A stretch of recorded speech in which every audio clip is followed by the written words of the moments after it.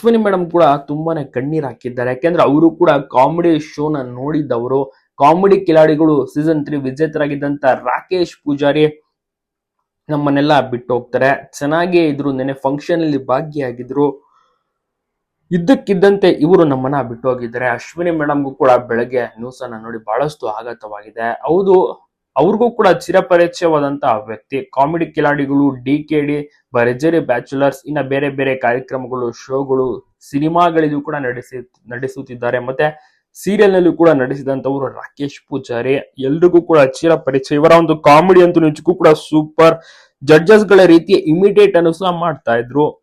ಆದ್ರೆ ಇಷ್ಟು ಬೇಗ ನಮ್ಮನ್ನ ಬಿಟ್ಟು ಹೋಗ್ತಾರೆ. 34 ವರ್ಷ ಲೋ BP ಆಗಿತ್ತು ಅಂತ, ಹೃದಯಾಘಾತ ಆಯ್ತು ಅಂತಾರೆ. ಆಸ್ಪತ್ರೆಗೆ ಕರ್ಕೊಂಡು ಹೋಗಿದ್ರೆ ಚಿಕಿತ್ಸೆ ಫಲಿಸದೆ ಬೆಳಗಿನ ಜಾವ 3:30 ಸುಮಾರಿಗೆ ಎಲ್ಲರನ್ನು ಕೂಡ ಬಿಟ್ಟು ಹೋಗಿದ್ದಾರೆ. ನಿಜಕ್ಕೂ ಎಲ್ಲರೂ ಮಿಸ್ ಮಾಡ್ಕೊಳ್ತಾರೆ. ರಾಕೇಶ್ ಅವರನ್ನಂತೂ ಮರೆಯಕ್ ಆಗೋದಿಲ್ಲ.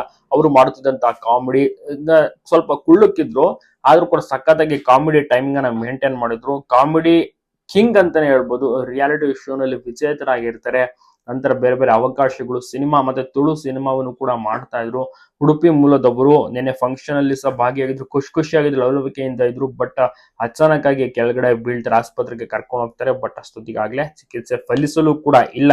ಹೀಗಾಗಿ ಅಶ್ವಿನಿ ಮೇಡಮ್ಗೂ ಕೂಡ ಬಹಳಷ್ಟು ಬೇಸರ ಇದೆ, ಕಣ್ಣೀರ್ ಹಾಕಿದ್ದಾರೆ.